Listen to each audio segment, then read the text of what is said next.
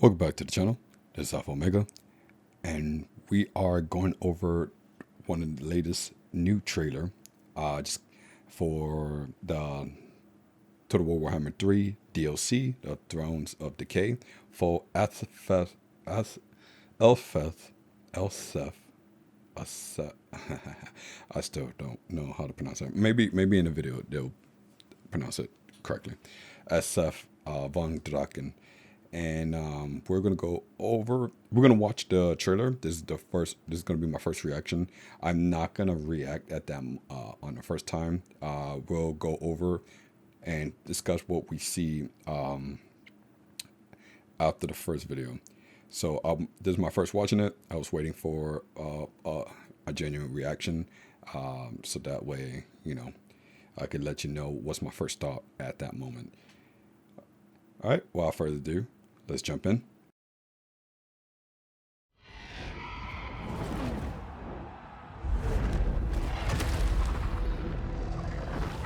Elspeth's mysterious, powerful, and a bit creepy.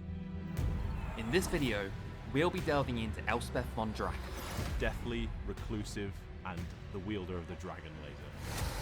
To explore who she is, her mechanics, and new units you can expect to see as part of the Thrones of Decay DLC.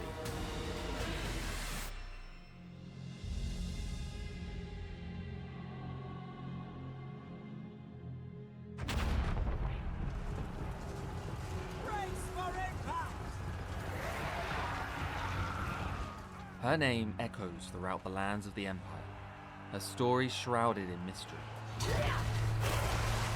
Elspeth Von Draken is, of course, our seemingly ageless personal protector of the Empire. Not that anyone believes her, of course. Her starting location lies in the heart of Wissenland and Nuln. We're jumping into turn 5 of our Immortal Empires campaign, where the severed rags of our homelands have been delicately sewn back together to somewhat resemble their former glory. We've no immediate threats around us, so we begin the delightful process of figuring out who to target next. The big patch of undead land in the east probably needs turfing over, so we'll begin an expedition over to Sylvania. It helps that Elspeth receives no attrition from vampiric corruption, of course. And they didn't see that coming. For Sigmar and Verena. Elspeth provides the fantasy of the kind of morally grey saviour of the Empire. Doesn't always do things the way that people might like, but she does get the job done. The way Elspeth fits into the Empire roster is that she is a spellcaster character in the same way that Gelt is, but just has a different lore of magic. She also rides a Carmine Dragon, which is a monstrous mount, and not many spellcasters in the Empire roster actually field them. A quick look around our neighbourhood and we can see a few changes. For example, Helmgard now starts under the control of Karl Franz, giving him a little more breathing room to try out his new elect account updates. And down south, Gelt seems to be missing. He now starts in Grand Cathay, fighting alongside Zhao Ming, with new updates to his campaign also. We've covered these changes in our Thrones of Decay blog posts, which you can find in the links below. For now, back to Elspeth. We've been utilising the Imperial Gunnery in the Imperial Gunnery school window, and by applying our schematics we've collected after battles, we've been able to upgrade our units. There is a nice selection of upgrades across the munition units, but we're currently focusing on our artillery, because who doesn't love explosions? So far in Tier 1, we've added in additional projectiles to our Hellstorm rocket battery, and, my personal favourite, improved the reaction time for the Hellblaster volley guns by removing the cannot run attribute, increasing their speed, and improving acceleration and deceleration through the Wayfarer ability. Not bad for a single upgrade. These are just our early upgrades as well, and as we utilise the Gunnery School, we increase our tier, unlocking further, more powerful upgrades and access to new units. With Elspeth being in charge of Wissenland and Nuln, we knew that we had to have the Imperial Gunnery School in there. The mechanic kind of writes itself, an experimental weapons school and core to the Empire. It adds to the player experience by allowing you to push the limits of what your gun units could normally do. And it gets spicy at the end. For Sigmar and Verena. At this stage, our army is primarily made up of foot soldiers. Our Nuln Ironsides are the front line of our force. And with more advanced armour, melee capabilities and missile strength than our standard Empire gunners, we'll bring them right in to weaken the enemy's front line, before bringing back in our swordsmen to take on the bulk of the melee. We're in the midst of taking the walls, We'll position our ranged units on top of them to take advantage of the height, and I think we'll target our artillery on this section to make things a little less bottlenecky.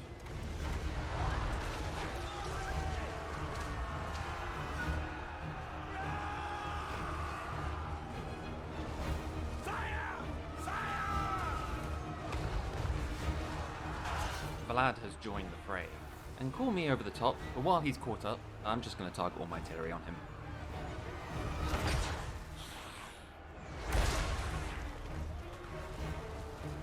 And let's mop up the stragglers using our Hochland long rifles. The Hochland long rifles is kind of like fan favorite weapon from the tabletop. They're long range, they're armor piercing, and they can really strike targets from a distance. Both the Ironsides and the Hochland long rifles sit either side of the handgunners in terms of where they sit on the roster. It's really you take what tool you need for the job to get the job done. It's turn 20. Our armies are bespoke and our power is unquestioned, but our mantelpiece is empty and could do with some trinkets. The Dark Lady of Nuln is a bit of an antiques collector. Magical arcane artifacts entrance her, as she yearns to understand the lore of death in its entirety. In her quest to complete her collection of artifacts though, she needs a quick way to travel. Gardens of Morr can be built in any friendly or neutral Empire-owned settlement, allowing us to create a network of pathways for Elspeth to transverse. We've set up a black tower near our capital of Nuln, so within a couple of turns, we can return to and assist our most important settlements without fear of travelling too far. Gardens can be used to construct unique buildings to provide extra settlement garrisons, unlock units, and boost your abilities in campaign and battle. Be sure to keep in mind the cooldown after constructing each garden. It's important to plan your pathways carefully. We introduced the Gardens of Morr mechanic to really tap into the lore of Elspeth, of this mysterious woman that goes between Black Towers and her relationship with the Cult of Morr. From a gameplay side, it really helped her to zip around the Empire and protect them in dire straits. Rather than rely on these gardens too much, let's make sure our homeland is well defended by utilising our Master Engineer Lord. Compelled by good sense. So hailing from the Engineers Guild, the Engineers are kind of these master craftsmen who specialise in creating all the weird and wonderful weapons that the Empire used to dispatch of their enemies during battles. The difference between the Engineer and the Master Engineer is the Engineer is a hero and wields a repeater rifle, and he can use the ability Mercurial Shot from the Tamarkan book. The Master Engineer wields a grenade-launching blunderbuss, and both units can also call down the fearsome pigeon bombardment. Cuckoo Boom is the rallying cry of the Engineers, I believe. Alongside them, we have a new legendary hero. Theodore Bruckner, known as the Titan Headsman, is this kind of champion of Null, the Justicar who kind of fights enemy characters. He is also the only character that is mounted on a demigryph.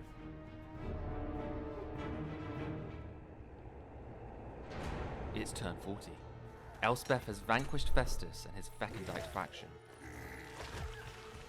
But our neighbours of Nuln grow irritable of our conquests.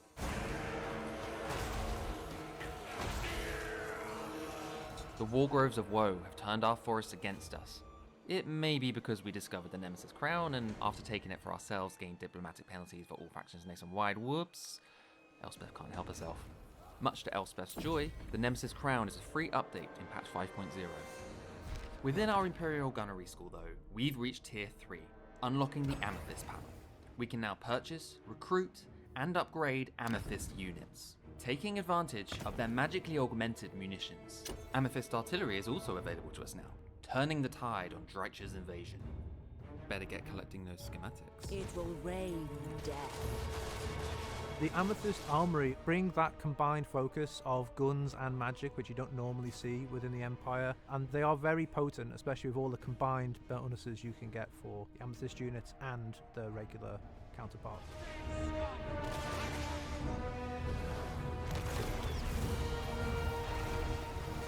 Some of the later additions include dropping a giant purple sun. The Nemesis Crown sits heavy upon Elspeth. As we dominate, we make more and more enemies with our neighbours, but the temptation for Elspeth is too much. So while we have the option to drop it off at the nearest thrift store, I think we'll keep it. I protect the Empire. We're winning the war, but Dreicher has made a bold move for her swan song, stepping forth into our lands to attack our capital of Nuln. We can't travel to a besieged settlement using the Gardens of Morr, but Grunberg? That ain't too far away. Betwixt the veil. I can't handle an army of 40 units, so Elspeth's backup is going to come in as and when she's needed.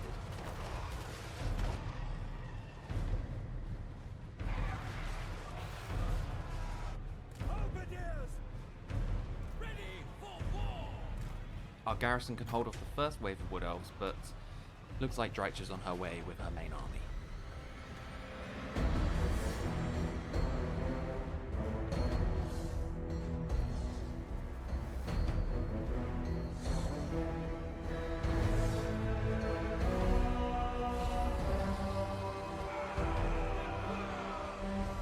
Elspeth arrives atop her Carmine Dragon.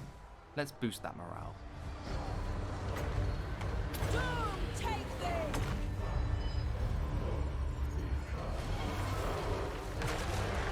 As we lose units of our garrison, it frees up space for more of Elspeth's more qualified soldiers to arrive as backup. Oh, wait, those are my cannons. Oh well. My Knights of the Black Rose will avenge them. The Knights of the Black Rose are this sword and board cavalry that really excel in sustained engagements.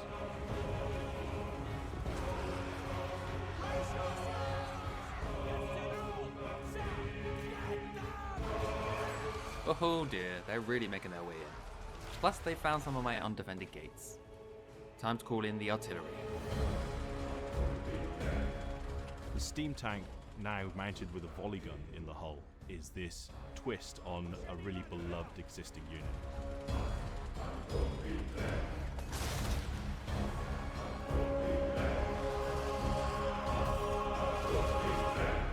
Ah, here comes our navy. Hang on, there's no sea here. And we don't have a navy. And finally we have the Marienburg class landship, which is this ridiculous boat on wheels with an extreme amount of firepower.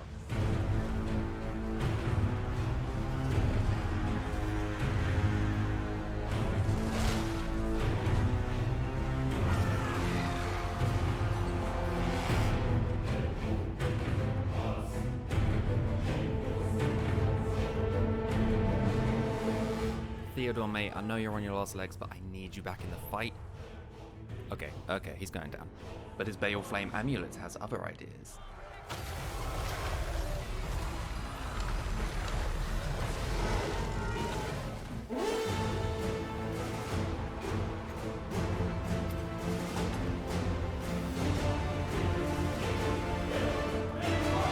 Come on, men, final push, in we go.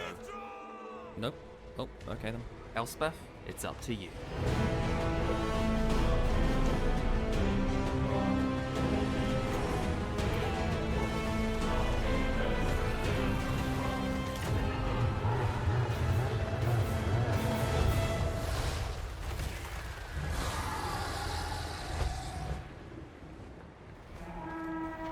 The Empire flourishes. We've confederated some of our allies into our faction, increasing our new Imperial authority, and we've created a vast network of gardens across the rest. Completing Tier 5 of the Gunnery School means we've unlocked the Amethyst Landship and the Purple Eclipse. Both will be powerful additions to our armies, once we find a new target to use them on. On the horizon, we see a new threat in the form of Tamakan, and perhaps yet, we'll find an ally in the Dwarves. Should probably drop off the crown if we want to make friends. We'd love to hear your thoughts in the comments on the new additions, and don't forget to follow our links to find out more, including the extra campaign reworks we've added for Empire, Nurgle, and Dwarves as part of patch 5.0. Check out our Steam page to wishlist it now.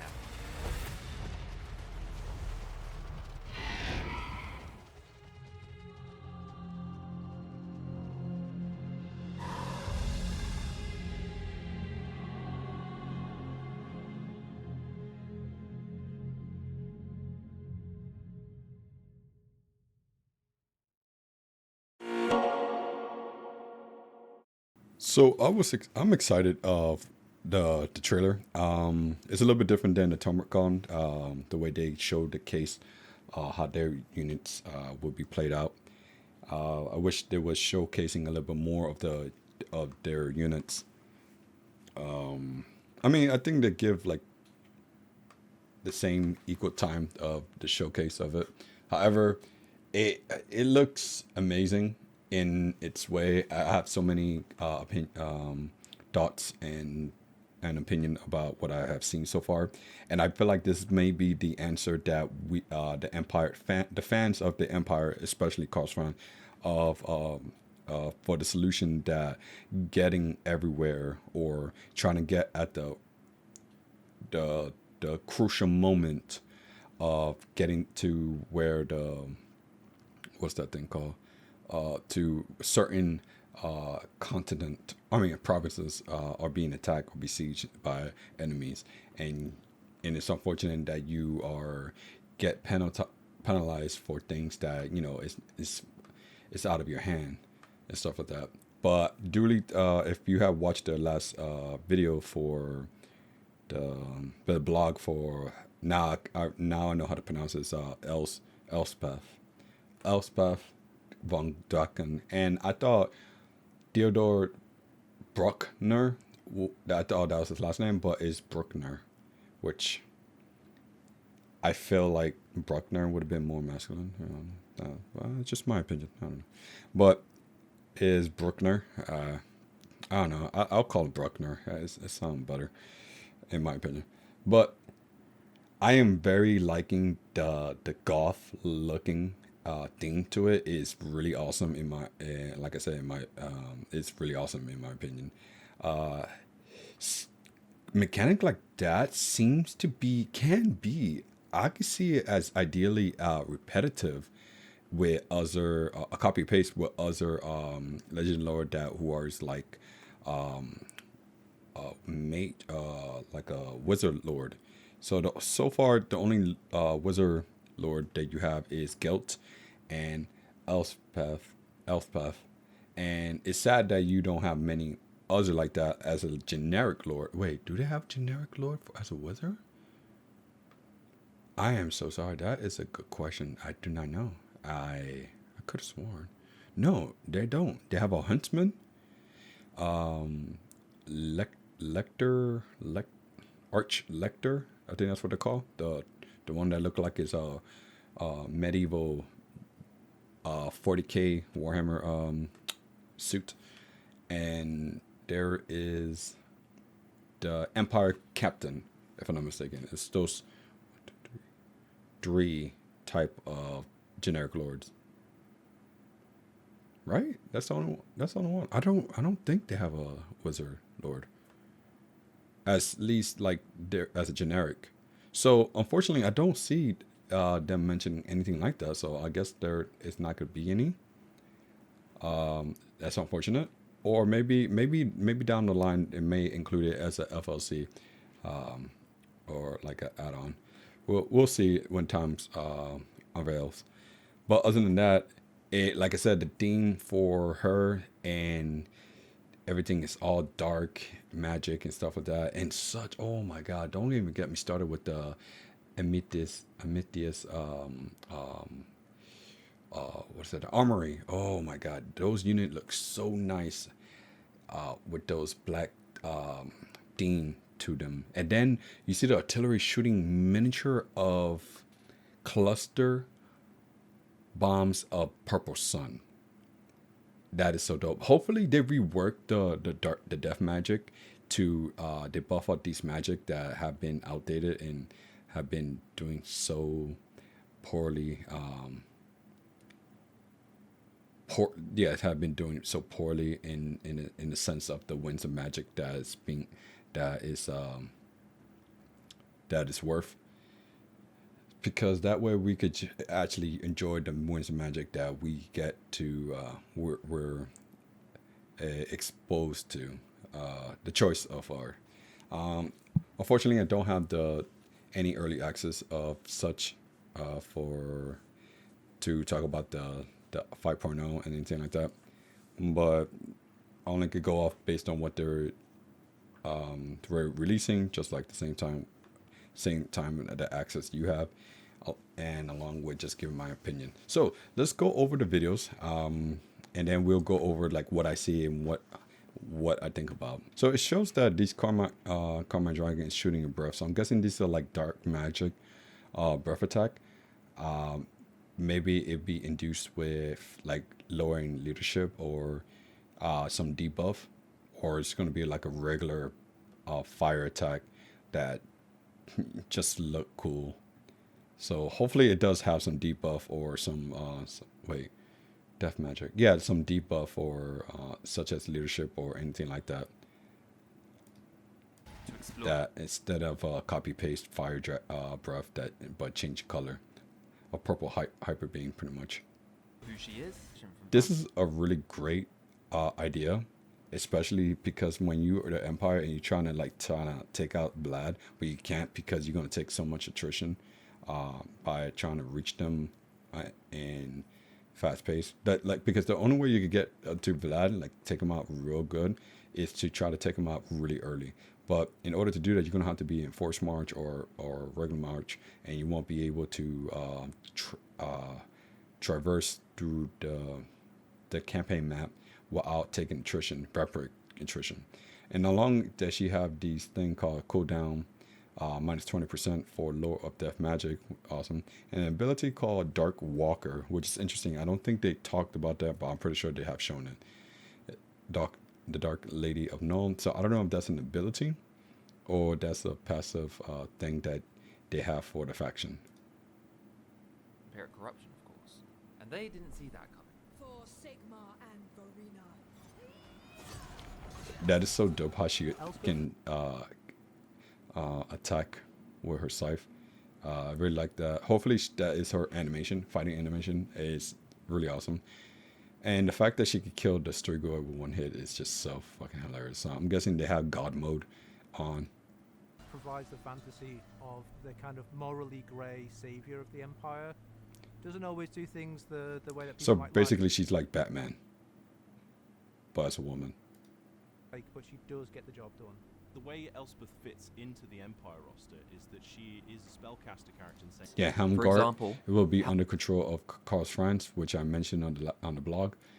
Helmgard now And starts under the Gelt control will of be Karl starting Franz. next to Zhao Ming and the Norman, the Burning Wind Nomad, which is the one with the shotgun faction flag. Giving him a little more breathing room to try out his new elect account updates. Yeah. And down south, Gelt seems to be missing.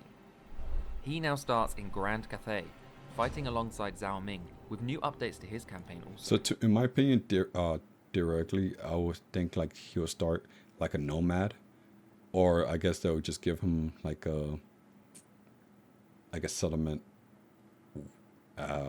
just for pity starting location, just in case he loses a battle. But it could be possible he start off like Yuan Bo, started here, then having a settlement back at home, or I'm sorry. So pretty much they give him like the same lore or backstory like a Teclis when what's his name? Tyrion is at home defending his land, his home, while Teclis out there adventuring, trying to explore and trying to get more help, or in his case, I did not know his story with his Zhao Ming. So maybe they do know each other, maybe they're friends, maybe their interests coincide. I do not know, but kind of makes sense in a way that he loves. I wouldn't say he loved ghosts, but he also used metal magic. So maybe there is some similar of interest with these two. Imperial Gunnery. Okay, see, Imperial Gunnery School. So I did mention that I said that on the blog that there are 4 tier of it, but yeah, I see 3 upgrade. So I presume that there you could upgrade to a certain point, and then there will be a higher tier version of it. But I didn't know it would be like the same unit. So like that's why I was not sure of it. But the fact that he did mention that each tier will get a better, a higher, a better upgrade. So like right now you see a gunnery infantry. So it's not particularly stating fact for just handgunner itself. So I'm guessing anything that's a gunnery infantry, such as, it shows the effective units. I don't know why I just kept talking. That's why I love the beauty. This when they introduced this in a new update, it was so useful. Like it's like, but the thing is, we want to make sure like it does work as it intended to, or if it's supposed to work as it intended to. Like let's say they're missing a unit card, or like it affect a unit, but it's not included in this. We're gonna have to tell CA about it, so just in case, to make sure like, hey, I think you left this out, or you may have included this unit that may not supposed to be affected by it, or it that should be affected by it. Either or. That it happens. I have noticed on few things when I was playing the Vampire Coast. Some few things that things weren't being affected, but I think it's because I weren't too sure, because it wasn't very clear what they're saying. And this was on Warhammer 2, so it's like it's outdated. So we got here an upgrade for artisan firearm shot, which increased the missile strength by 10% for gunnery infantry. If we go to the next one, I'm guessing this will be the second version. It will go here. The quick load mechanism. Ammunition plus 25% for infantry gunnery units. Reload time reduction plus 10% for gunnery infantry units. I love it. I really, you know what? Hold on. I'll give you my final thought at the end of the video. Exploding. Wait. Oh my God. You lost me with exploding bullets.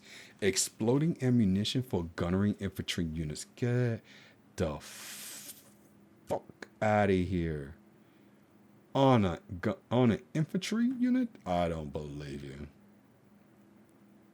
I feel like there's gonna be so many things nerfed here, but I would appreciate it doesn't, because this looks so much. At least until I have my fun. And then Imperial Gunnery School window. okay. And by applying our schematics we've collected after Okay, I guess it didn't show, but whatever. I was hoping it does. So you can see on his post battle, and when he won the battle, you get some schematic gain.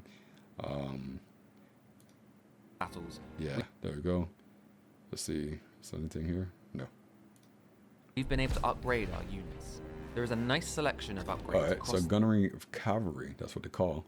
Oh, thoroughbred steeds, speed percentage. Speed increased by 15% for Pesilier, Outrider, War Wagons units, which will be great to boost up the War Wagon as well as speed itself, because they're not really great at outrunning things, if I'm not mistaken. At least back in Warhammer 2, didn't have that much fun. Attribute Strider. Oh, Strider for Pesilier, Outrider, and War Wagon, especially War Wagon. Oh, that'll be really good. Then we got on tier 2. Well, wait, is that tier 2 or tier 1? I'm going to assume this is the second upgrade for it. Saddle Sack Munition. Ability restock for Pesilier. Oh, nice. So, wow. So you could restock on yourself? And you got an engineer? Wait, does the engineer or the master engineer restock? That's a good question. I don't remember. Interference tactic enables disorient to contact effect, reduce speed melee. Reduce speed, melee defense, and melee attack for Pesilier. Okay, that's pretty cool. Wait. When they shoot. Oh. And I'm not glad they don't give them like power thing. Just what will be great to complement that unit. Oh my God, that's crazy. Munition units. And then we got the mortars. Okay, so we got the regular mortars along with the War Wagon mortars. Extra gunpowder missile explosion radius plus 25%. We got camouflage netting. Oh, we checked this, didn't we? This was the picture of in the blog. We got camouflage netting, attribute snipe for motors, and stock for motors, which is really great because it's just really great because, oh man, because you don't have to worry about defending them. Like, yeah, like they won't go straight towards your artillery because they won't know where they're at. And then we got concussive blast, enables dazed, contact effect, reduce speed, and melee defense for mortars, which is going to be great because they're great in blobs. You one shot because of that. That will boost your not only your morale of your unit, but also help them with their struggle with the melee attack, the battle outcome, pretty much. We're currently focusing on our artillery, because who doesn't love He explosions? will. So far okay, in never Tier mind. 1, we've added in additional Oh, he didn't show the great cannon. What the heck? What a douche. Nah, I love it. Anyway, Hellstorm rocket battery. So more projectile adds an additional projectile for Hellstorm rocket battery, and then the second tier will be another additional. So you get like pretty much 2. Oh, actually 3 once you get the final upgrade, with an additional 20% of ammunition for Hellstorm battery rocket. Yeah, no. So this is a new unit, if I'm not mistaken. The Hellblaster volley guns war wagon. Yeah. So we got here the first attribute cannot run and removed for Hellblaster units. So I'm not familiar with this. Don't, like I said, I barely played the Empire.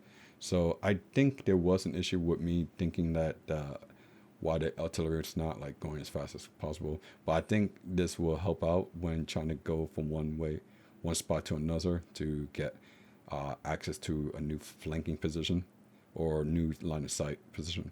Speed plus 25% for Hellblaster. Yeah, okay, that's going to also be helpful with that. And Wayfarer for Hellblaster. Oh my god. Yeah, they really put some thought into this. You could tell who's CA's favorite or which team favorite when they put so much work into one a faction. Suppressive fire. Enable suppressive fire for Hellblast is perfect. This is beautiful, especially because it's basically a light machine gun, but it's not a light machine gun. It's a heavy machine gun, but it's light machine gun are meant to do that, suppress fire. Penetrating shot, projectile pierce, plus 200% more entities for Hellblaster units. Oh my god. For These sure. are just our early upgrades as well. You As see we what he use our- said? This is early upgrade. So I'm guessing that either the upgrade becomes stronger, or you get more additional upgrades for it. So you can see right here, it said Tier 1 Gunnery Training Grounds maintain a total of 3 units of the following type. You get 2... Wait, I don't know why. I think it's just transitioning right now. If you get... Oh, so you get rewards for this too. Okay. So you got a 250 schematic. That could be an easy upgrade right there. Ensure that the following building that has been constructed, shooting range. I don't know what that building is for, but I'm guessing that's to build handgunners. Treasury for you get a 1,500 gold.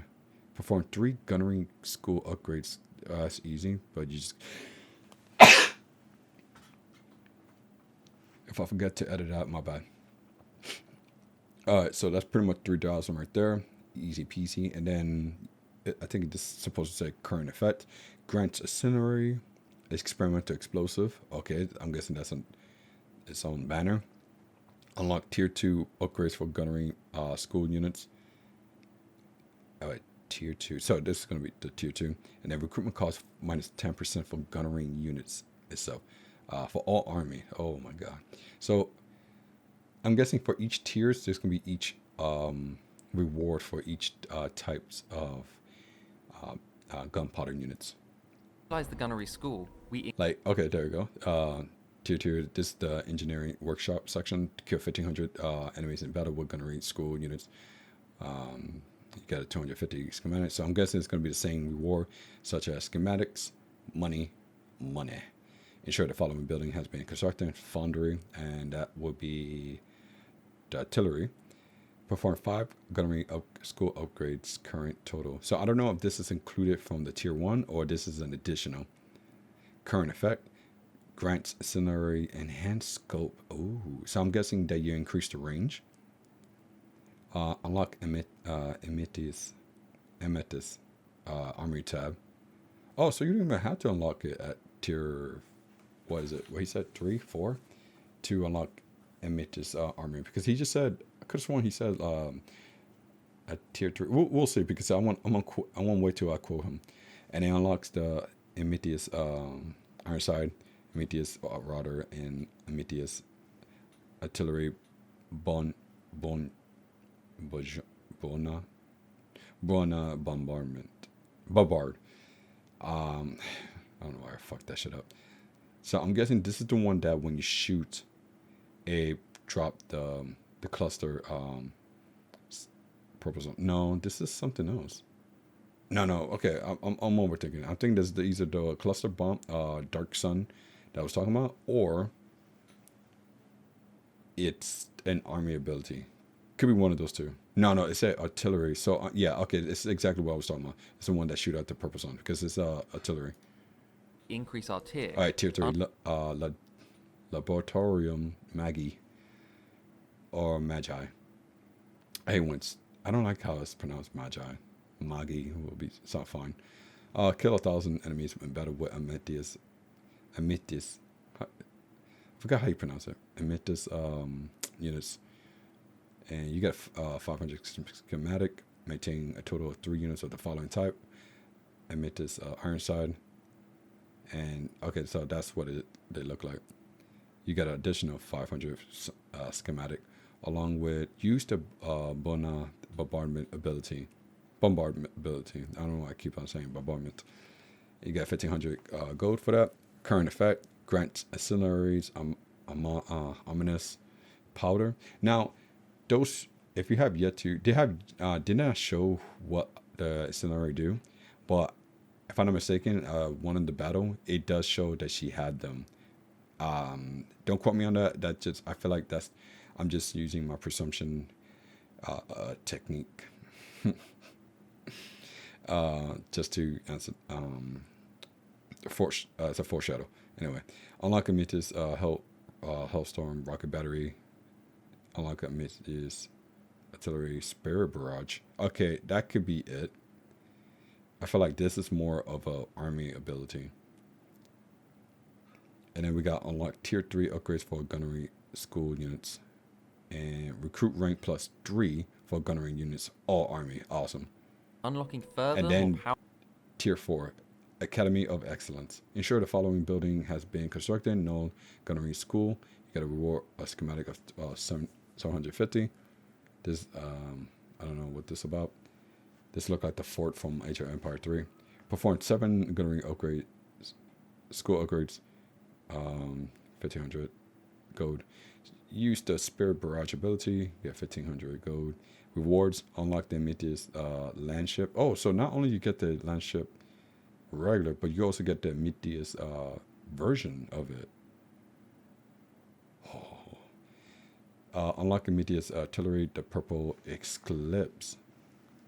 Oh, that's the purple Eclipse. Whoa. Excuse me. Look at you. Upkeep -5% for all for gunnery units, all army. So gunnery units, I'm assuming that's everything. I'm pretty sure it's all this that you see here that being affected. Because I was thinking like, oh, it's just infantry, but it's not. I don't think so. Powerful upgrades and access to new units. With Elspeth being in charge of Whistling under Nuln, we knew that we had to have the Imperial Gunnery School in there. The mechanic kind of writes itself, an experimental weapons school and core to the Empire. It had... Look at it. Oh, there you go. There, see? Yeah, he's trying to run away from me. Great cannons, and they affect these two. Weighted munition enables monstrous impact attacks. Reduce speed and charge for great cannons unit. Oh my god, look. That would be so great, especially since they do great against large unit. And then you reduce their speed and charge even further, would help a lot with your units being embracing impact with like giants, stone horn. Like the fact that they put this idea and to complement the units is remarkable in my opinion. High pressure barrels, missile strength plus 25%. I can't see under there. I'm guessing for all units, all great cannons. Grape shots, ammunition switch for great cannon. Oh, wait a second, grape shot. So wait, what is grape shot? Fudge, I don't know what's grape shot. So is it like a shotgun? Like, let's say it's like a shotgun, like it spreads. Is it like that? If so, that is really cool. That would be. I'm pretty sure that when you switch it, like you know how you switch, just like Sister Twilight, when they switch from multiple arrows to single arrows.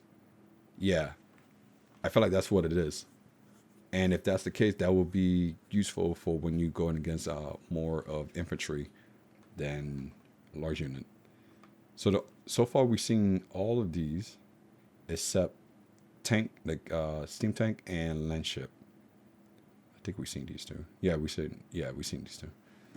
So these are the only two that we're missing, which I really like this. I am very hyped to play as Elspeth. I'd say the player At this stage, Like, for some reason, this seemed more promising than, and I'm not trying to shit, this is just what I saw so far. This seemed more promising than the Shadow of Change. Like, the Shadow of Change, you could tell based on their trailer, it did not give enough, like, I want to play, though. I want to play with that. I want to try that. I can't wait. Like, so far, Tomacon and Elspeth had been just the beginning of the video. It's just like, and just by reading them, it's just like, it's so great on paper, and I've seen them in action. It looks great as well. I just need to play it to see if it's worth it. I can't, like, I would love to see, I would love to try it out. Like, take my money. Like, I'm already at the level. And I really hope it doesn't disappoint. That's all I'm saying. Now, this is a strange, this is a good tactic. I never thought of using this, which is very interesting. I might steal their tactic. So what he did, he put his iron handgunners right here. Actually, I think it's Ironside that he used in the front.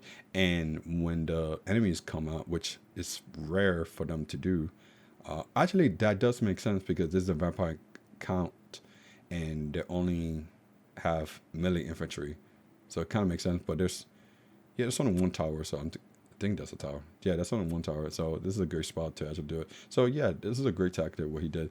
And what he did, like when they come out, he starts shooting them, and when they were getting shot and getting closer, he pincered them attack with his melee units. Watch, it's Our army is really primarily great tactic. It's basic, but at the same time, like, I didn't think of doing stuff like that because I'm so used to like cheesing and stuff. made up of foot soldiers. Our Nuln Ironsides are the front line of our Yeah. force, and with more Okay, advanced. so no Ironside. So we get to look at their stat. Armor piercing missile. They're coming 60. Got some, decent health. I guess, I don't know. Armor 60, pretty good. Leadership is 65. Ooh, goes close to being low. Speed 33, melee attack. Got some decent attack. They're pretty much equivalent to the Sword and Shield. Melee 26. It's not bad as for a missile unit, I guess you could say. With strength of 28, also not bad. They're just really decent. It's, obviously don't put them in the front line to fight other melee units, especially a Black Orc. They'll get shredded. Charge bonus 12. Ammunition, they pack. They got 30. Range 145. What's with this weird number? Is 145 good?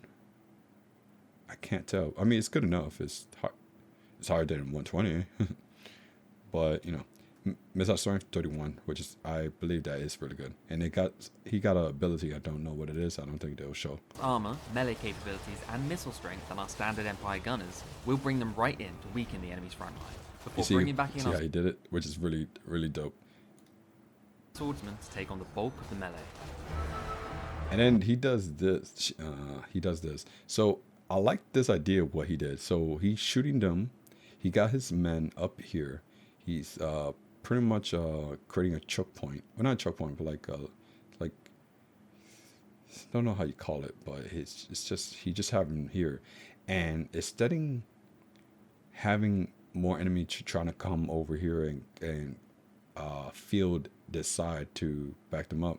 He cut them off here, which is a brilliant tactic because you could cut them off, and if they're standing underneath that destroyed building, some of them will die instantly. They will die due to fall damage.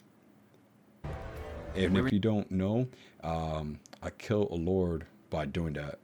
Was it a lord or a hero? One of those two. I kill a lord by doing that. So what happened is I have a video on my channel. You might have to look for it. I think it's called how to one shot or how to kill. I think I said how to one shot a lord or a hero. And what happened is that the Great Ogre Kingdom had an ability that you could destroy a wall, and one of the lord or hero happened to be on that wall, and I destroyed that section, and it died because due to fall damage. It just just wiped out, which is really awesome. Very convenient for me, and it kind of makes sense. It's not like I'm cheesing. It makes sense. Like, bro, you fell to your death. Anyone who fall from that, you deserve to die too. You're an idiot. So got the same units.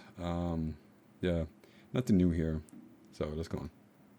We're in the midst of taking the walls. So we'll position our ranged units on top of them to take advantage of the height. So you see, all right. So that's good too. Also, he using these the footmen. It's not there now. So I'm guessing he did this previously, before he was up there.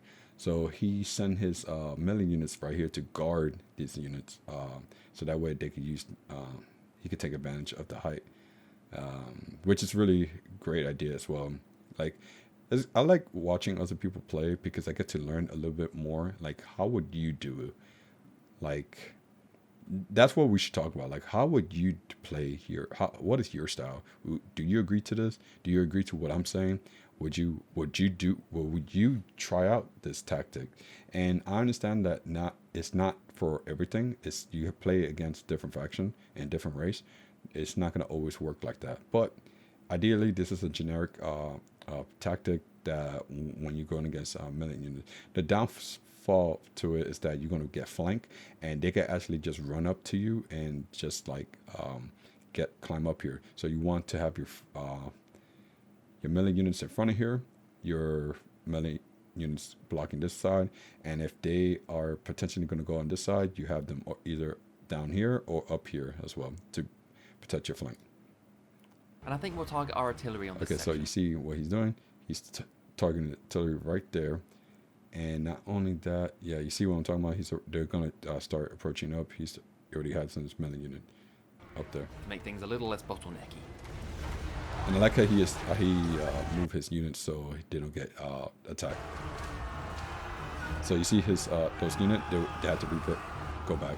Now, great thing about this, I don't know why he didn't see this coming, but like, yeah, get ready to shoot the bats and stuff like that. Anything that disrupt your missile units, always want to get rid of them as soon as possible.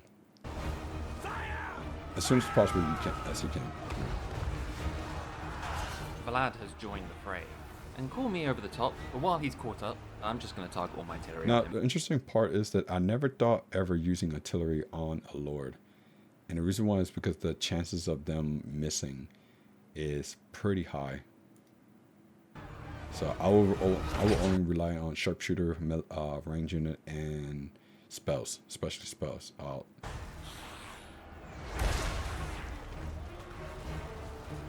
And let's mop up the stragglers using our Hochland long rifle. Okay, so this is the Hochland long rifle. So they come in 32, just like the... Ooh, what's the one in Grand Cathay called? Crane Gunners. All right. And wait, is it 32 or 16? I believe it's 32. Yeah, it's 32. Specialist missile infantry, armor piercing missile, damage dealer. Wait, damage dealer? I'm guessing they're talking about their missile, not their stat, melee stat. Good range. Yeah. Armor is 20, so definitely don't leave them unsupported. Leadership 60. Speed 33. Melee attack is 18, 20 on defense. Weapon strength 24. Charge command is 4. Yeah, these are not your pretty...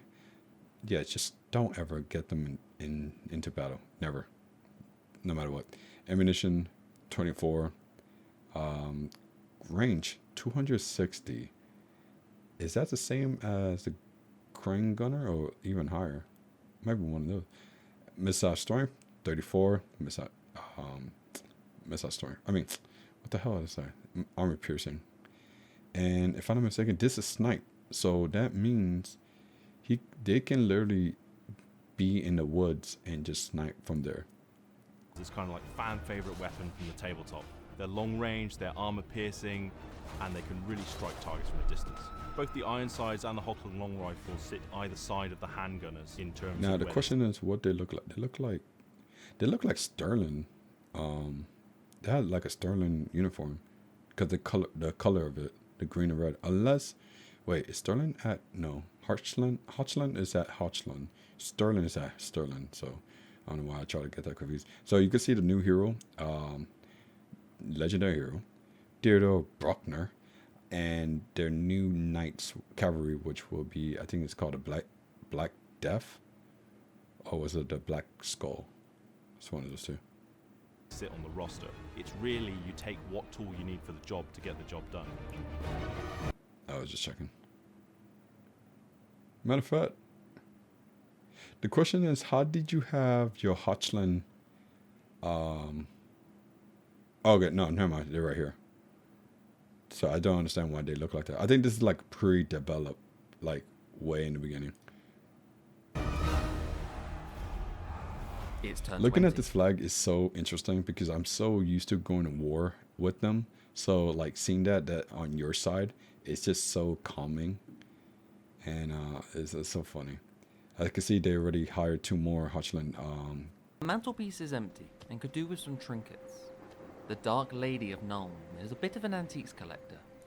Magical So I guess she either like to collect artifacts, or the Nemesis crown happened to be part of like just like equivalent to Sword of Cain, I would say. arcane artifacts Because entrance her. he said like it's Archeon crown, which is weird. The ancient and powerful artifact known as the Nemesis crown whisper to you from somewhere in the Empire, promising great power should it be taken into your stewardship. Visions flood your mind, revealing a glimpse of its location. The crown lies near a river in the Empire. As she yearns to understand the law of death. Now in the its question is, when you go there, is there like a quest battle for it? Move your lord here to attack the band of unsavory creature who have claimed it. Okay, so it does. So you do fight for it. So I answer my own question. entirety. In her quest to complete her collection of artifacts, though, she needs a quick way to travel. Then there's the Garden Morr. Gardens of So Morr. very interesting. I'm gonna talk about it once we get there. You can see Null and obviously has to be Null, and Castle Drakenhof is included, which is awesome. If I'm not mistaken, yeah, because Castle Drakenhof is considered as part of the Empires.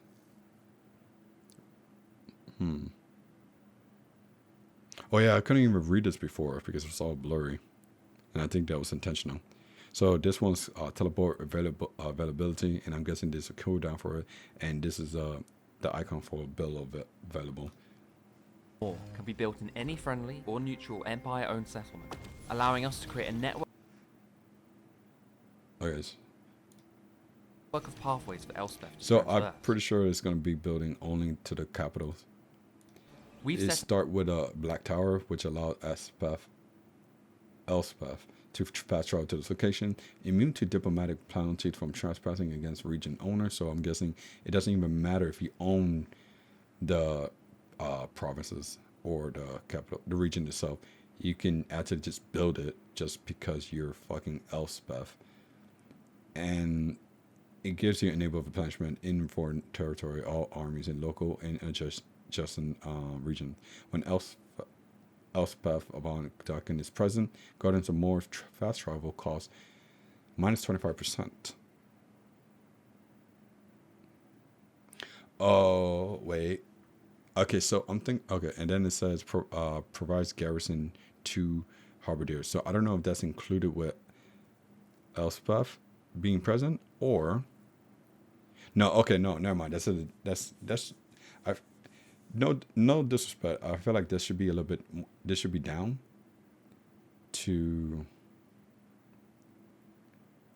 to not confuse something that is going to be included when you dare or not, because like I kind of confused myself thinking like it includes the garrison of halberdiers when she's there, but I don't think so. It just, you get 2 more units for garrison. And not only that, if you're present, you could it's 25. It's 1/4 reduced. So that means you could travel anywhere. You're just gonna have to pay the full price. But however, if you're present there, you actually get paid 1/4 of it, which I'm pretty sure is not a big deal. Hopefully, the technology that they have, I mean, the gunnery itself is a great upgrade, but hopefully the technology that you have to research is updated as well to fit the needs for such updates. Yeah. Up a black tower near our capital of Nuln. So within a couple of turns, we can return to and assist our most important settlements without So you will fear have to of wait traveling like 5 turns.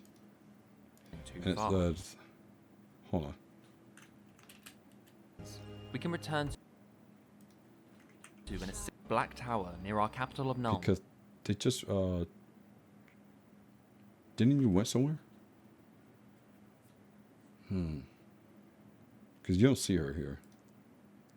So within a couple of turns, we can return to and assist our most important settlements without. So you see, wherever she was at, she was somewhere, and then she fast travel right there and then, that moment. You don't get, I guess you don't get garrison into it unless you're close enough that you could be inside. Who knows? Yeah. Without fear of traveling too far. Gardens can be used to So construct we got 3 unique building. additional building slot that you could build one of the 3 building, which to one of provide them is called Militia of Morr, which gives you an upkeep of 25%, all army and local and adjacent regions. Global recruitment duration -2 minimum of 1 armies and region. Global recruitment capacity +1 faction wide, which is really good. That's good. That's great. Provides garrison halberdiers, 1 archer, 1 empire knights, 1 mortars. Unlock recruitment of halberdiers, handgunners, empire knights, knights up to black rolls, that's what it's called, and mortars. Extra settlement And garrisons. then we got the Temple of Morr. Unlock recruitment of Knights of Morr Elector. Count State Troop. Okay, so you unlock the state version. State Troopers. Wait, it said Knights of Morr. Okay. Mercenary replenishment time -10% for Knights of Morr Elector Count State Troop. I'm guessing it reduced the time to be able to select another one.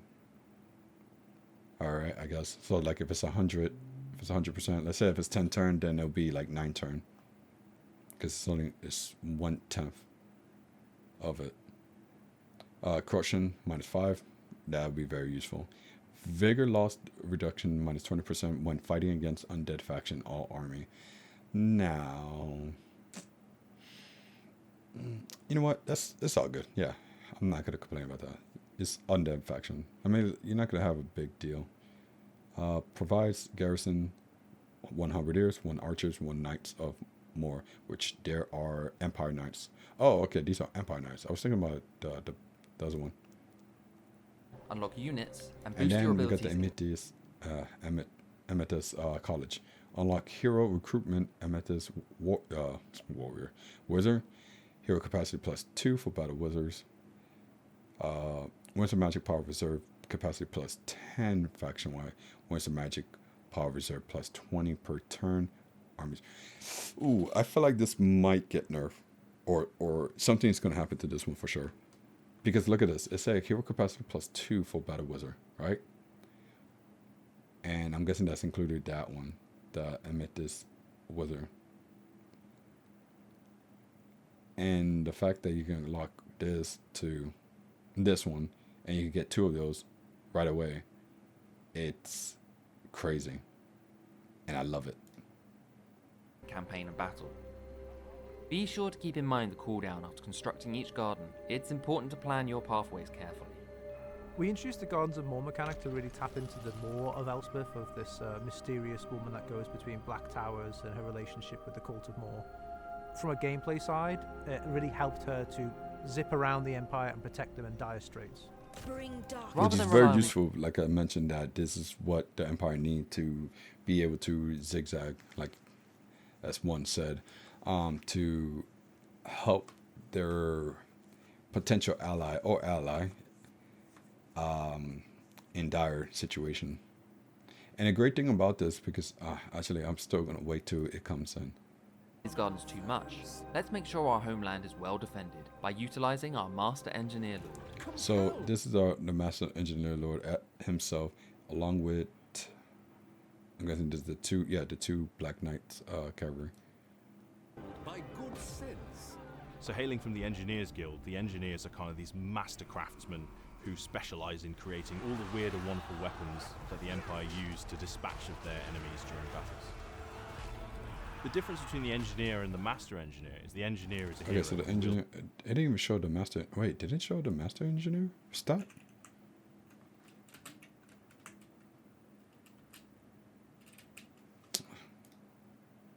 Let's make sure our homeland is well defended by utilizing our Master Engineer Lord. Compelled by good sense. So hailing from the Engineers No, I Guild, guess the not. Engineers are kind of these Empire used to dispatch of their enemies. Engineer Okay, is a so hero. Engineer Support Specialist. Start off with a 4,000 and a half, almost 4,000 and a half health. Armor 90. I'm guessing because of the mechanical steed. This is the new mount the Engineer can mount on. Leadership 75, nice. Speed 60. I guess so. It makes sense because it is going to be a very heavy mount. Melee attack 50, nice for a specialist. Melee defense 40, again nice. Weapon strength is 375, equivalent to a wizard. Charge bonus 40. Ammunition 50. That's interesting. Range 130 and missile strength 185. Armor piercing. Doesn't say it here for some reason, but I'm guessing this pre-developed version of it. And we got some ability, which they mentioned it. And wields a repeater rifle, and he can use the ability Mercurial from shot. Engineers. The Engineer is a hero. Let me see if we who can wields get a it. repeater rifle, There and we go. he can It's an active ability. Magic missile does range damage of 300 with 66% of armor piercing damage, doing flaming and magical attack. Explosive damage 75 with 66% of explosive armor piercing damage. Range of 130 meter. Cooldown 90 seconds. Causes fire damage. I said that. Powerful explosion. And strong versus multiple combatant. Required line of sight to the target. I was going to mention that. And you're going to see why you got to be very careful casting this. use the ability Mercurial Right shot here. from the Talon He just shot his own unit and doesn't give a fuck about it. I love it. book. The Master Oh, yeah, Engineer. it does show the Master Engineer stat. So, Ballistic Expert, Armor Piercing Missile, 4,000 health with armor as 50. Hopefully he gets some out. Yeah. Leadership of 75, Speed 34, Melee Attack 50, Melee Defense 40. Once again, these are good stats for being a specialist. And 375. They're basically like wizards, but like a better stat for it. Charge bonus 40 for himself. That's interesting. Ammunition 35. Got lower ammunition than the hero itself. Range 130. Missile strength 313. I think did he won. Wait, let me see what else the other one had. Oh. The Engineers are kind of these master craftsmen, their enemies during battles.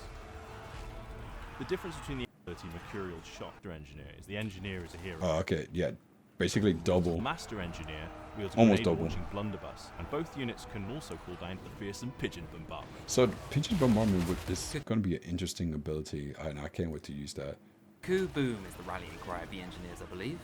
It's Alongside basically them, calling an airstrike. All you need is like what? 3, 5, 7 kill streak. we have a new legendary hero, Theodore Bruckner, known Theodore as the Bruckner. Titan All right, so we got some melee specialist, armor piercing, causes terror, duelist, closest, well, a little bit above 5,000 and a half health. He is considered as a large unit, so I don't know. Wait, let me look at the speed. 75.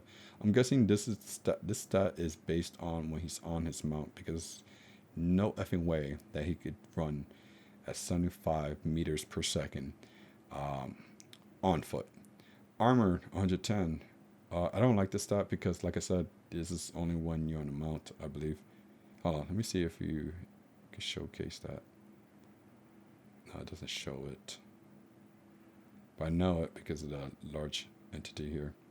Melee attack 55, melee defense 40, and weapon strength 460 with armor piercing, with charge bonus at 60. I can't say for the least that if he's really good or really decent. It's kind of champion of Null, the Justicar who kind of fights enemy characters. He is also the only character that is mounted on a demigryph. Yeah, which is gonna be awesome, and he looks awesome. It's just like riding on it. Another thing, yeah, with that, I feel like that should be great for anti-large weapon, because he had a lance, but when he was on foot, he had a sword. Yeah, that's weird. It's turn 40. Elspeth has vanquished Festus and his Fecundite faction. But our neighbours of Nuln grow irritable of our conquests. I'm not gonna lie, the animation of Dark is The pretty cool. Wargroves of Woe have turned our forests against us. It may be because we Alright, discovered... so let's look at the stat because now we have the opportunity. So these are the Nemesis Crown. Fledgling Crown. So I'm guessing is upgrade just like it have phases just like the Sword of King. So what it does, it's diplomatic relation with -20 with all faction Y, even though it says all faction. I guess it needs to be repetitive. Diplomatic relation plus 30 with Empire. That's interesting. Hit points, so it's not included against the Empire. That's for sure. Unless this might be a potential bug that may happen that you get bugged with a -20. That could be possible because it does have a faction Y with all faction -20, and then a diplomatic relation plus 30 with the Empire, and you just only get a +10 technically. So we may have to keep an eye on this for sure. Hit points plus 10%. Ability Nemesis Crown. I don't know what ability would that be because it does not showcase. Weapon strength plus 5%. All armies and all units in the army. Missile strength plus 5%. All units in the army. Really awesome. And a passive ability Crown's Corruption the first. Now I wish they could have just showed these case, but unfortunately it won't. Yeah, this is really good. 5% in unit. I really hope that Sword of King has like an update, like just to, I don't know, maybe Sword of King, it fit the way it is. Maybe they might buff it, maybe nerf it, maybe give some little love, a little bit more love to what it needs to.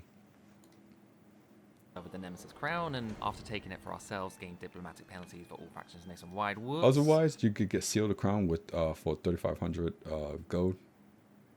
There's no reason. Forsaking the Crown, and you could seal the Nemesis Crown. However, Elspeth can't help herself. Much to Elspeth's joy, the and then Nemesis there's a Crown new is panel for the Corrupting Crown, and then it shows you. Oh, I guess you have to level up. Battles to level up, turns to fight, and I'm guessing you have to be you have to keep doing it. So you get a campaign movement range of plus 10% after winning a battle. Upkeep plus 10% all units in the army. All units in the army. Hit point plus 15%. Weapon strength 10%. Missile strength. What was the first thing? Whoops. Elspeth can't help herself. Much to Elspeth's joy. Yeah, don't try to skip over. All right. Okay, -40 for all faction, plus 60. Nemesis Crown is a free update in patch 5.0. And then show you the what's next. Hit point 20%, weapon strength 15%, and it will keep on so on. Within our Imperial Gunnery School, though, we've reached Tier 3. So unlocking once the- you reach tier 3, which is weird because I saw it said tier 2. Once it's tier 2, you know what? We gotta look into that because I don't know if he may have he said it wrong, because look at it. These say in my words. This is based on what I see here. Oh my goodness. And as we utilize the Gunnery School... Look what it we- says. Okay. Tier 2. Current effect. Unlock Amethyst Armory tab, which is here. Right? And this is tier 2, not tier 3. Increase our tier. Unlocking You see? further, more powerful upgrades and access to But new over here he says tier 3.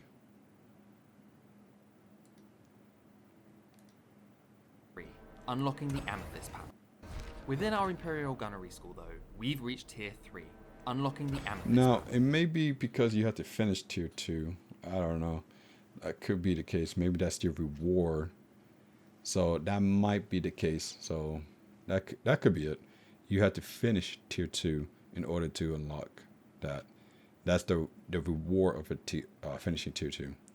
So we got the Amethyst Ironside. Wait, how do you pronounce it?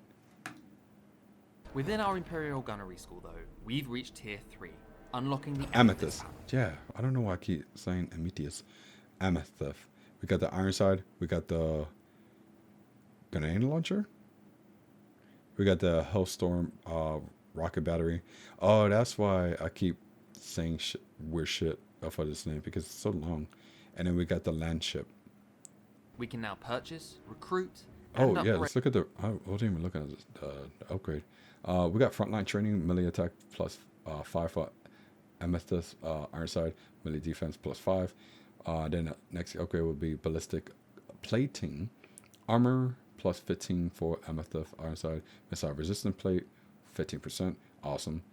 Deliberating shots enables Soul Blight's attack, reduce damage and armor for Amethyst Ironside units. And then we got Iron Resolve passability, Iron Resolve for Amethyst Ironside. Now I'm guessing that's like what? Like one of those bond blood by oath or oath by bond or some shit. Could be something similar like that, maybe. Upgrade Amethyst And they're gonna cost a units. lot with that schematic. You see the first one is already 1,000. Then we got Amethyst Riders. Passive ability, murderous charge. So I'm guessing they do more charge bonus. I don't know if there was a murderous charge passive ability before, so I don't know. I'm not very familiar to it. Then we got guerrilla warfare attribute stock for Amethyst Outrider and unspottable. Interesting. This is like the perfect hit and run, and who did that type of vibe? Then we got the Dread Knight attribute causes terror for Amethyst Outrider leadership plus 5. And then we got flare muzzles, missile explosion radius plus 30%. Oh my god, that's gonna be so crazy with this guy. Taking advantage Don't do of that. their Go magically back over here. augmented munitions. Amethyst artillery is also available to us now. Okay, so Amethyst artillery. Wait, was it before you did that? Yeah, it is. Okay. We can now purchase, recruit, and upgrade Amethyst units. Taking advantage of their magically augmented munitions. Amethyst artillery is also available to us. Okay, so Amethyst artillery exposed to Elspeth. Deadly touch, magical ammunition can be launched across the battlefield to horrifying effect. So I'm guessing this is like the army ability. Ooh, that is true. Empire don't have army abilities, and I feel like that's what the old race need to get an update as well for army's ability. I understand they're outdated, but like it'll be very useful in the sense. The only reason why we have army ability is because of the new race that came out on Warhammer 3 and so on. So, yeah, this is going to be interesting. To us now. Turning the tide.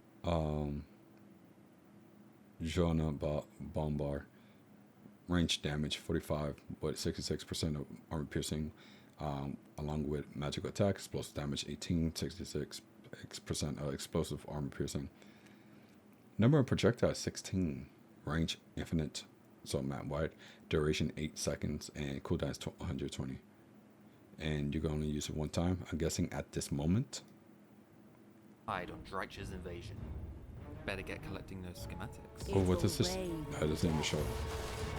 Like, look how Amethyst armor- raw they look. It's just like pretty much having like a Rome civilization that you have your legion, and you pretty much get the black version of them. Bring that combined focus of guns and magic, which you don't normally see So- within the Empire. The max capacity so far I see from here is 20. Now, are they trying to, let's see, what's the capacity for these units in this army? 4 out of 8. Oh, wow. So, oh, wow. So you're going to get up to 8 unit for this army. Okay. I'm guessing CA definitely don't like y'all doom stacking these overpowerful units. I'm pretty sure we'll find a way. Empire, and they are very potent, especially with all the combined bonuses you can get for the Amethyst units and the regular counterparts. Look at that, look at that. Oh my god, so badass. Some of the later additions include dropping a giant purple sun. So this is the The Escalip. Nemesis crown sits heavy upon Elspeth. Is that the no? As we dominate, we make more and more enemies with our neighbours, but the temptation for Elspeth is too much. So while we have the option to drop it off at the nearest thrift store, Alright, let me check.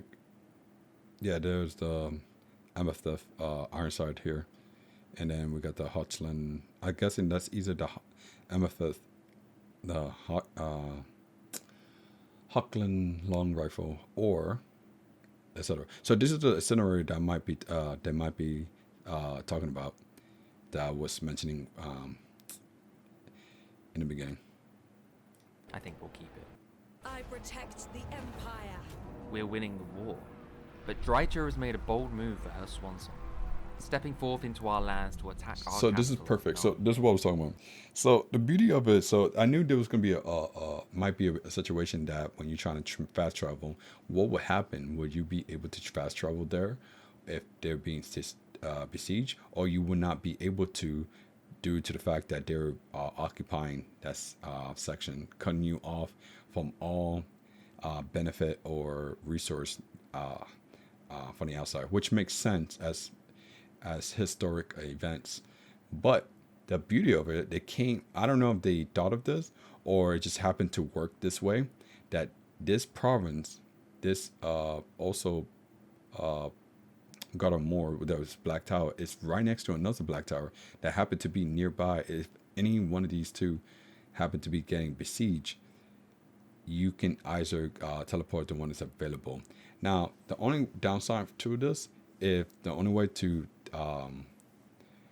prevent this is by besieging both of these. We can't travel to a besieged settlement using the Gardens of Morr, but Grunberg? That ain't too But far away. you see like how this is close enough, and then this is close enough to here, and then these two are close enough. Betwixt the veil. Right, I can't handle an army of 40 units, so Elspeth's backup is going to come in as and when she's needed. You can't handle 40 units. Pathetic. Nah, I'm just kidding. I don't think you can anyway. Our garrison can hold off the first wave of Wood Elves, but looks But like then again, Dreicher's you on could her just way have with like her AI main control.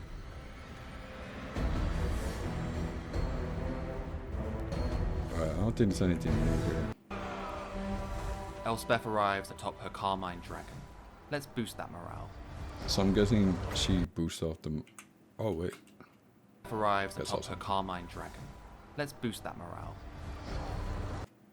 Alright, spellcaster Carmine Dragon's Breath. That's included in this stat.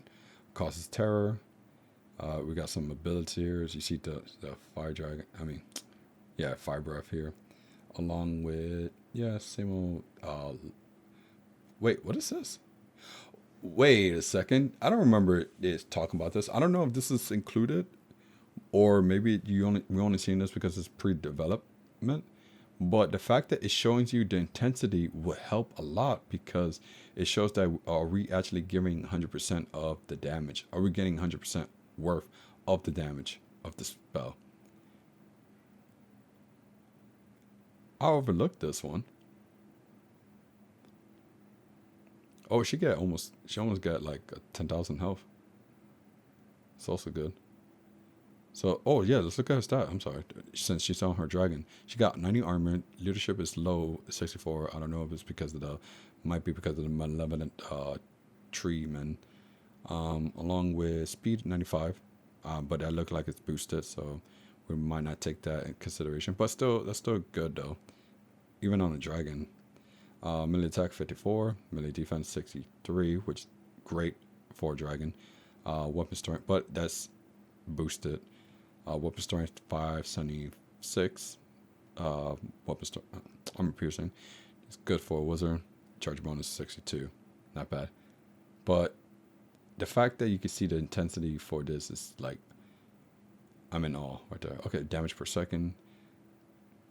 I don't know if these are new or what. Movement speed to radius 12. Are these like additional information that doesn't usually appear? Or maybe I'm tweaking.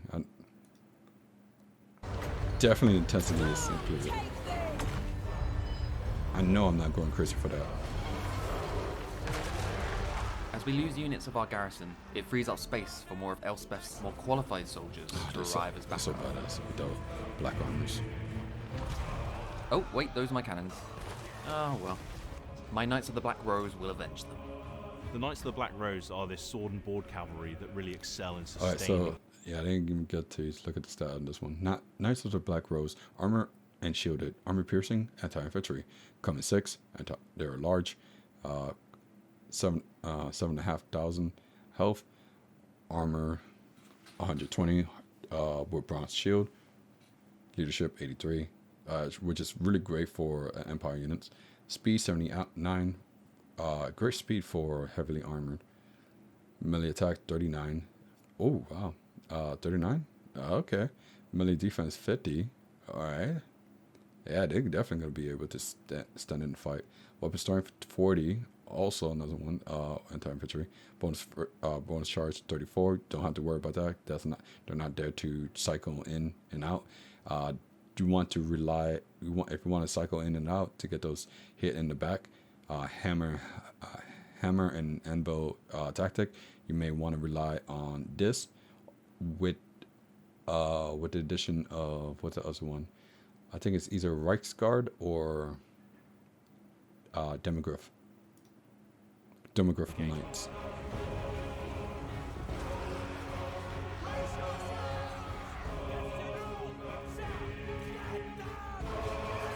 Oh dear, they're really making their way in.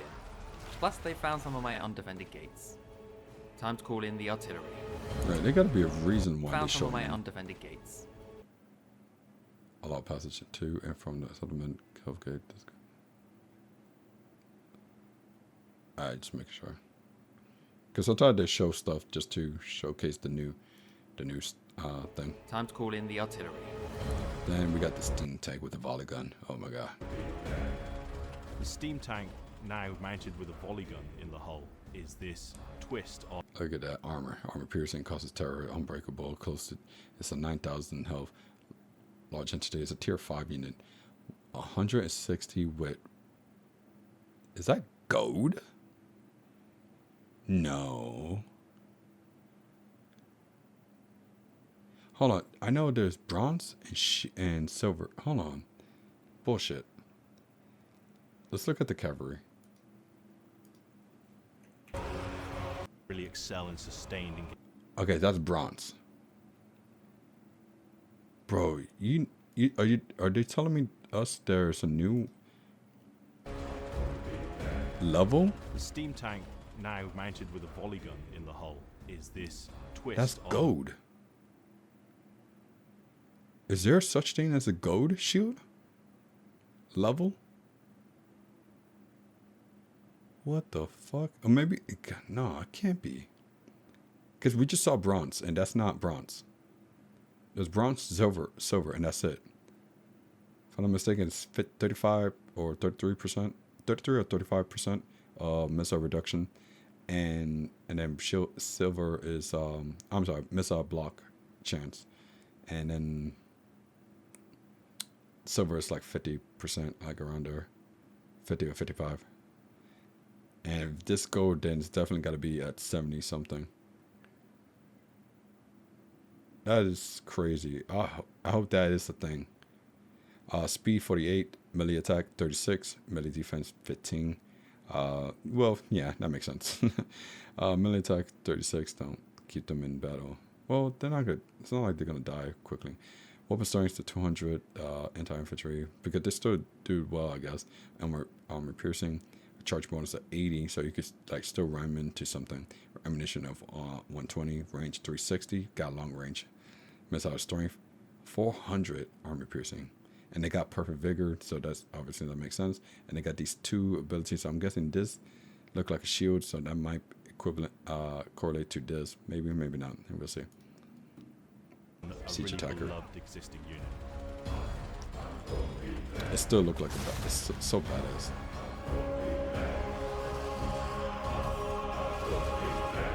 Oh yeah. Here comes our navy.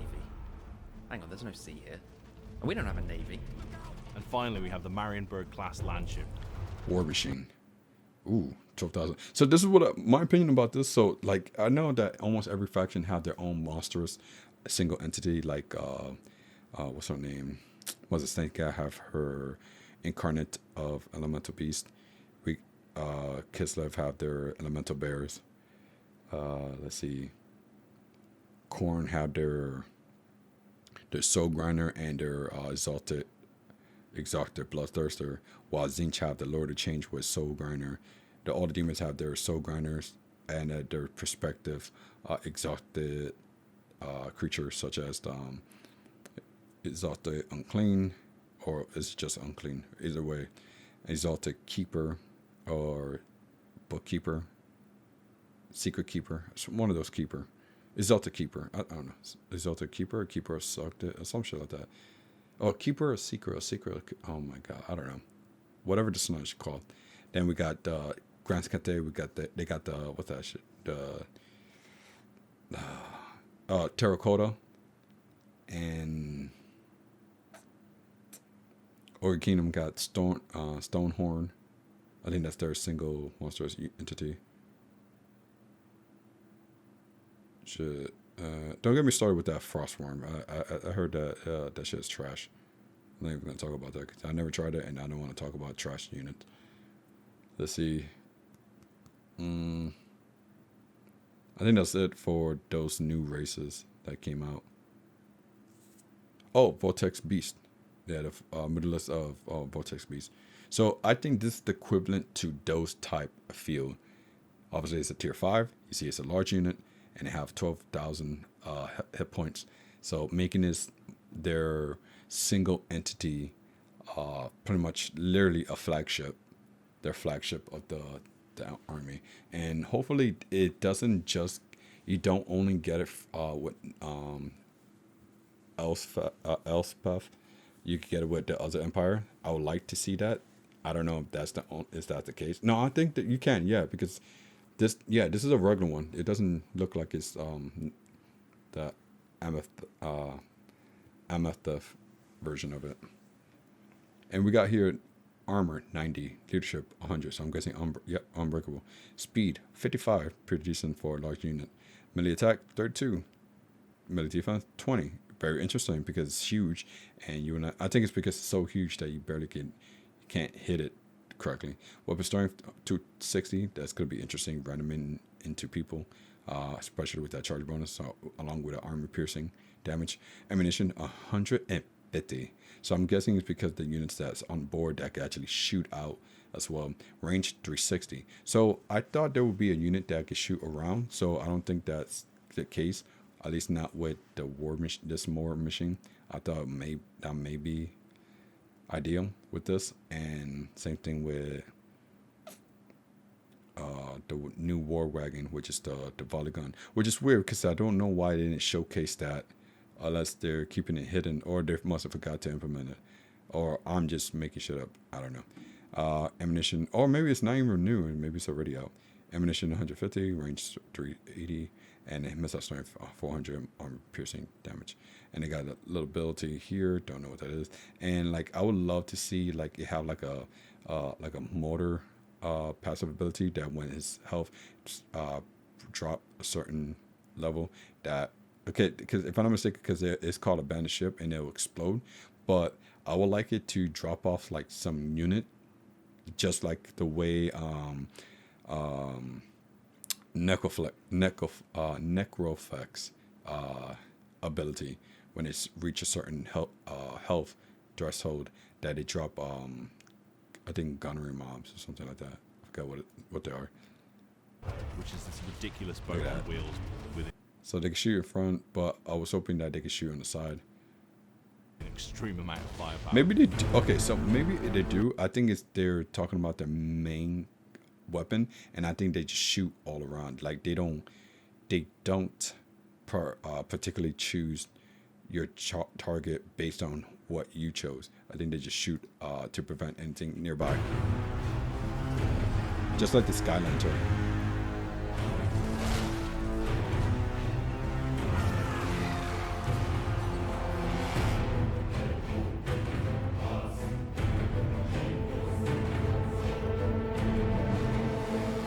Theodore, mate, I know you're on your last legs, but I need you back in the fight. Duelist armor. Okay, so you see, like now his stat is a little bit different. His melee attack. Yeah, look at that. Look at that. His speed is on. Oh, you see, this isn't on him on foot. So you see, his armor is 108. Leadership is, well, it's all debuff. Oh, because he's wounded, stuff like that. His attack is 72 with magical attack. Melee defense is 50. Charge bonus 46. So he's still decent for a person. And let's see, some ability he has there. Okay, he's going down. But his Bale Flame amulet has other ideas. And that's it, more to go on passive ability. He drops a grenade to him die. Oh wait, it doesn't even. It just showed us what it does. Okay, so Bale Flame Amulet, passive ability, explosion, uses one time, damage per second, 100% armor piercing, magical. I was hoping it does flaming as well. Duration 6, radius 8 meter, and then contact is Bale Flame Amulet. Duration for 6 seconds, enable if unit is dead. Causes moderate magical damage, strong versus a single combatant. Maybe that's why they showed the Lord. Don't know why they call it Bale Flame Amulet if it's just magical. So I guess so. I don't know.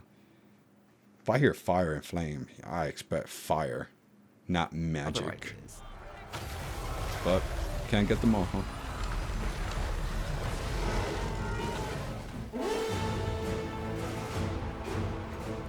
Oh, did it do it again?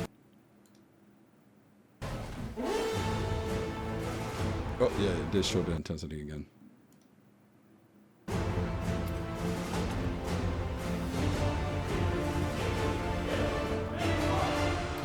Final push. Unless he's using a mod to increase his chance. Okay then. Elspeth, it's up to you.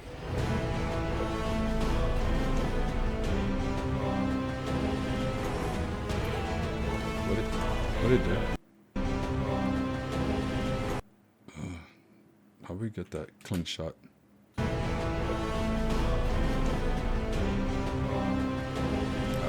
But it showed the intensity as well.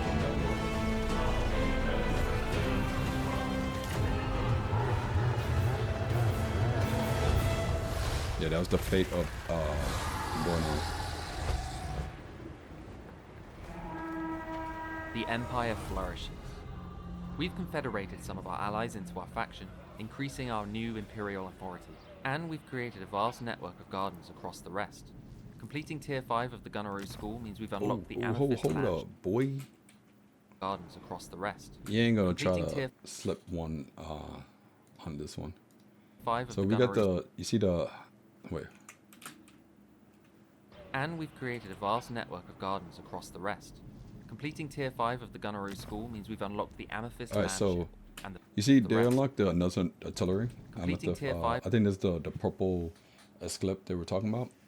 And then we got the Amethyst The Gunnery school land means ship with the new upgrade, which is a cell of Shyish, bomb spell of doom and darkness. And then we got catacomb cannons, ammunition, armor piercing, and homing for what the? Oh my god, that's crazy. Oh my god, you don't understand. Like Termacon did an impressive job to impress me and wanted to play as him, but this I want to play. Like this shows that you want to keep on going forward and stuff. Amethyst Admiral, bomb spell, a spirit leech. Oh wow, you're gonna get a bunch of spirit bomb spell on this, like 2 bomb spell and then 1 homing missile shit. Oh my god, it's beautiful. Cremation engines, passive ability cremation engine. I'm guessing that's like I guess that's like the thing for like steam tank when they like release some steam when they're nearby units. we've unlocked the Amethyst land ship. Oh, you purchase Amethyst units with this. So this is how you increase the capacity. But I think you only could get 8 within the army, unless that was just that one. And The purple eclipse. Okay, it's a army ability, bombardment. So I don't know. Yeah, I don't think it showed this one. Wow, range damage 11,000, 100% armor piercing damage with magical attack. Explosive damage 36. Really? that's stupid. It's like 11,000, and then you see explosive damage 36. 69 percent explosive armor piercing damage. Nice. Sorry, I don't know how to do it. Number of projectile 1, range map wide, duration 10-second, cooldown 120-second. So that might be possible that you could do it again up to 3 times. I'm guessing that's what it is. And I guess you could keep on restocking. You have to restock them, as in like getting more, like refill, like what is this thing called?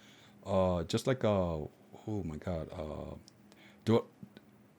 Dwellers Down Below, Menace Down Below, Menace Below, or some shit like that. When the Skaven can keep on getting Skaven Slave or some shit by spending food. I never played Skaven, so I don't know that much of it. And it shows here that this single rocket sends not fire or flame, but the purple sun of Xerius, spelling doom for all it touches. Interesting. Both will be powerful additions. Yeah, look at that. Okay, that's not gold. No, I wanted to look at the steam tank, because I want to know if that's really gold shield. To our armies. Once we find a new target to use them on. Oh wait, what was the price? On the horizon additions to Yeah, our the armies. upkeep is 460, equivalent to the Toe Dragon. No, the Toe Dragon wasn't even expensive. What was the Rot Knights were expensive, almost close to 460, and it. Once we find a new target to use them on. Oh, On the horizon, our armies. yeah, 20, and you get, hold on, maximum capacity for these units in this army 5. So I'm guessing either they choosing, hold on, And the purple eclipse. Both will be 4 powerful. out of 5. 1, 2, 3, 4, 5. Okay, so I'm guessing Amethyst units is out of 5, but here these are not Amethyst units. These are, the fuck are they? State Trooper? Powerful additions to our armies. Once we find Aren't a new they? target No, to isn't use them on. State Trooper red? On the horizon, we see a new threat in the form of Tamaki. And perhaps yet, we'll find an ally in the dwarves. Should probably drop off the crown if we want to make friends. Which is very ideal if you want to do that. You can either keep the Nemesis crown and use his power, Monster's crown. I'm guessing that's this final form, or you just give it away for 8,000 gold, Forsaken crown. I don't know, would like to read what that says, but I guess we'll find out. It says, seal the Nemesis crown, however, it may appear again, which is interesting. It said Forsaken crown for 10 turns, so I'm guessing that's what it does. So this is an event. So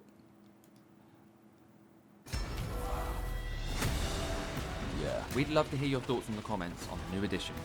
And don't forget to follow our links to find out more, including the extra campaign reworks we've added for Empire, Nurgle, and Dwarves as part of patch 5.0.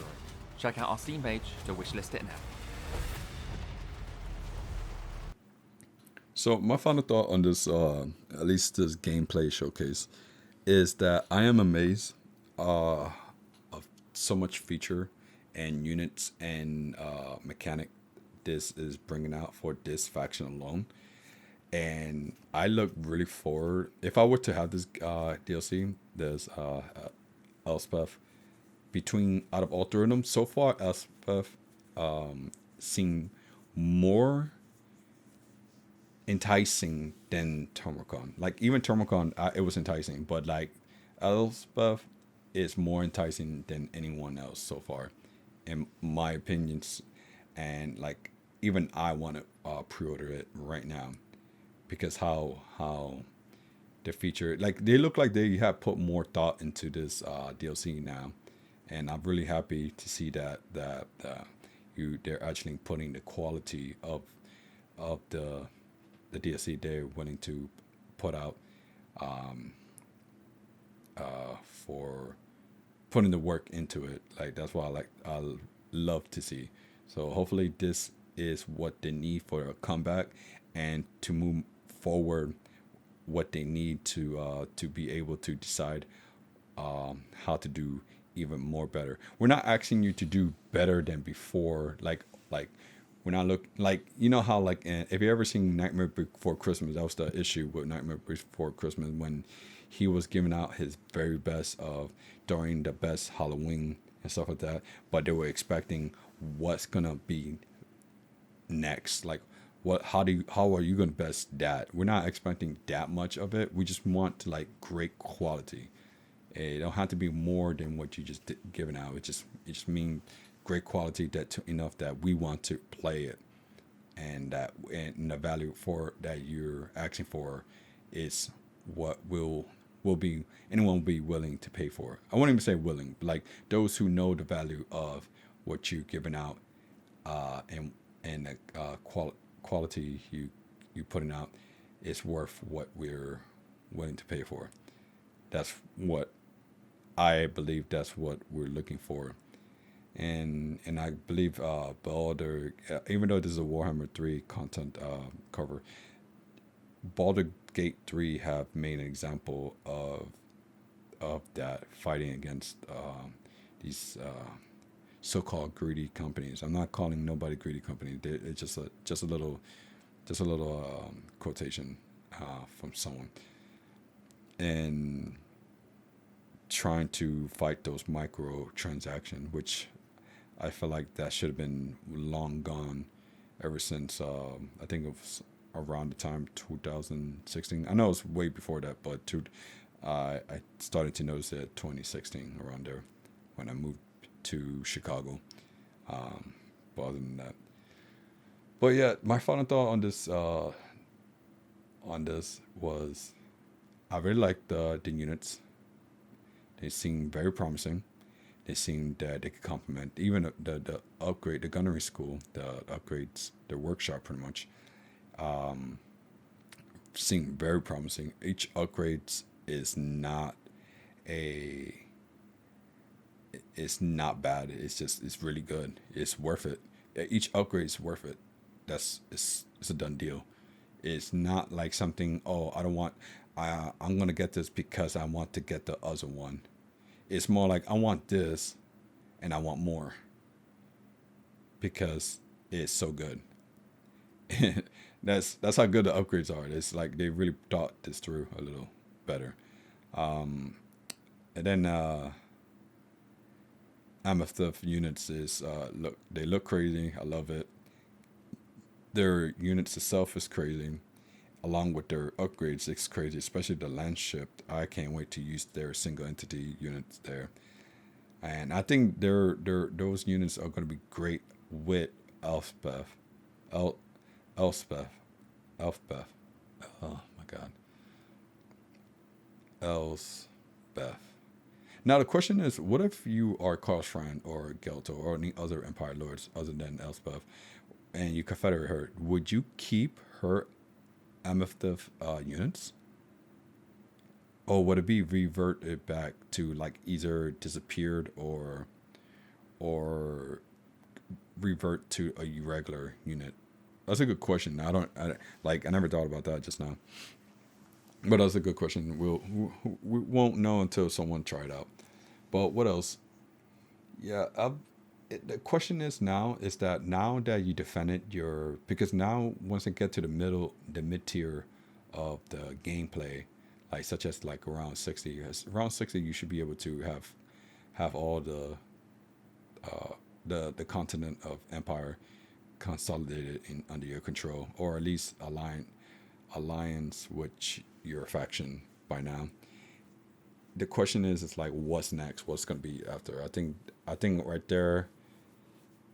No, I think, you know what? It's like the Grand Cathay. Once you got everything consolidated within your border, you should be able to have great economy, and then be able to venture out and start kicking ass. I believe that's the case. Now, like I said, between Tomocon, when I first looked at Tomocon, I was like, oh man, this is the guy I want to play. This is the faction I want to play. And Elspeth, I didn't like the fact at first, but then when I looked at her papers, I was like, yo, that's some badass. I want to try it. And then when I saw the gameplay, I was like, oh my God, look at this. This is so beautiful. You just can't make this shit up. Like, it's crazy how it went from Tomocon to Elspeth to play as. That's yeah.